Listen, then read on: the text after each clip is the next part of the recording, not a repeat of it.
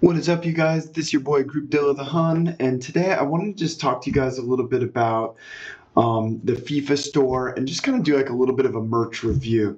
So you guys probably know the Complete platform is really built around creating retail-ready apparel, and a lot of what we do is like look to other major brands or artists or events that are doing merchandise and kind of check out like how they're putting together their merchandise programs.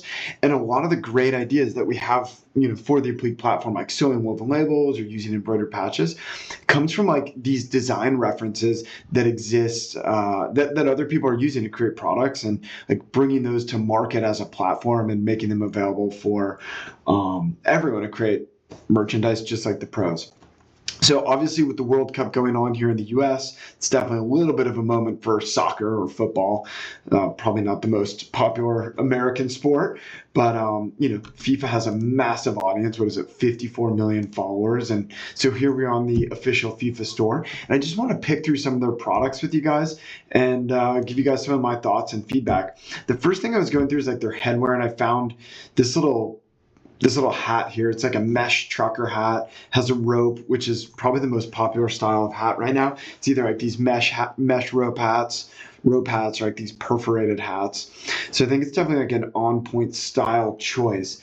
The other thing is cool is like they're using this really giant, like it looks like a woven patch here. It's a huge patch, maybe like a 4x3 or something like that, or 2.5 by 3.5 on the front of the hat. It's like can't miss it. So I definitely like that like big bold branding that they put together here. The other thing I was noticing like across their hat collection is that they're doing a lot of stuff with like this kind of like starter placement, if you will. Like they have like their nice little silicone patch there for FIFA World Cup. I mean, that's definitely one of our most popular like woven label placement areas to sew like on the left area there. If you guys haven't checked it out, we've included some more updates in terms of woven label placement options and embroidered patch options on hats. So you guys should definitely check those out. It mirrors a lot of like what these guys are doing, but I definitely like the like product choice here, like with the mesh, and then like the branding selections, like with the embroidered patch and with that silicone patch on the side. So very cool, very cool. And then they haven't done much here. I see like a little flag label sticking out of the side right there. That's a really tricky placement to do without full construction, but there are definitely some like back branding options you have for hats as well. So I thought that was a really interesting example of a hat.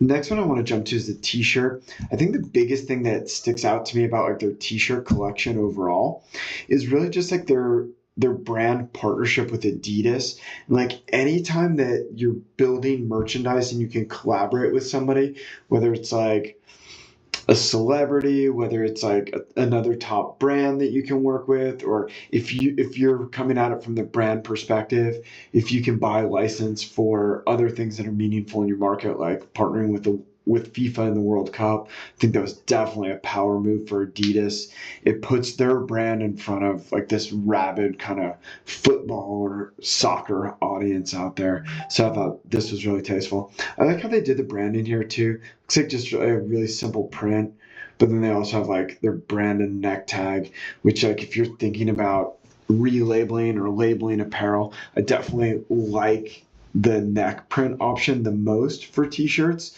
So I think that that's like a super strong option that they're doing. Looks like this is actually like a throwback to the 2022 DNA graphic, but 100% cotton.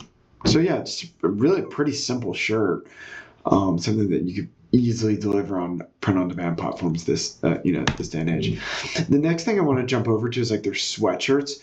I'm like looking at like all these sweatshirts, and like what immediately caught my eye first and foremost was just like their super consistent branding across like all of their different designs. It makes it feel like they're all FIFA products. They're using like a lower right hem placement, which obviously we have great support for, and like a nice woven label. Let's just like jump into this thing real quick. Oh, dude, check it out. Just a nice, tasteful center embroidery. Looks like maybe 2.5 inches, maybe 3 inches down from the neck. Just really simple embroidery colors, good embroidery artwork, like lots of opportunities to use like satin and tatami stitch, like fill stitch. And then like, oh, the labeling, nice. They did some neck taping here in the neck. Then they have the like nice like folded, or it looks actually like a flat label just sewn on the top there.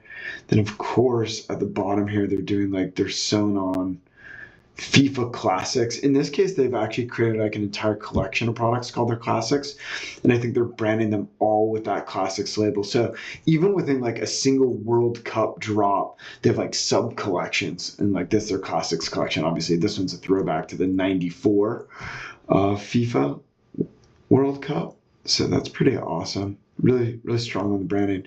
Let's see on the back. Looks like they're just doing like a simple back print. I definitely like it. If you're mixing services, like primary printing services, like doing embroidery and a print together, I do like separating those two things. I wouldn't do an embroidery and a print on the front. I would separate those, like embroidery on the front, print on the back, or print on the front, embroidery on the back. You definitely want to keep those two things separate to some regard. But really cool. Also notice like $90 price point on that thing. Definitely on point. Not too expensive for what I would consider to be like a licensed product, right? Like FIFA's taking a cut of this thing too. So yeah, just great example of how you can make like a super easy blank into a premium product. So love that example. And then this is also just like a carryover here to their entire FIFA collection, that Classics collection. So a lot of these are a throwback artwork, like the '94, the '66 World Cup. But you can see like all of them share that really consistent woven label branding there for all of these products. Just like what a great way to tie the entire collection together. That one's like a little bit of a outsider there, a little bit of a sore thumb with a different label, but just good use of consistent branding. You can definitely tell they use like a premier design agency to like put all the stuff together for them. So kudos to them, keeping the whole collection consistent there. Yeah, just really nicely done overall. But yeah, I just want to share some of those design references with you guys, see how some of the pros are doing it, see what lessons we can learn.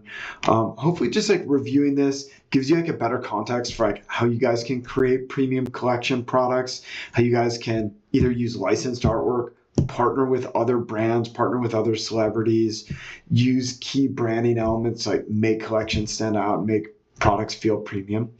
But yeah, guys, always happy to dig into other brands. If there's other brands you guys want us to review or tear down or get our thoughts on, post those things in the comments. We're always happy to jump in with our 2 cents. All right, have a good one, guys. Bye.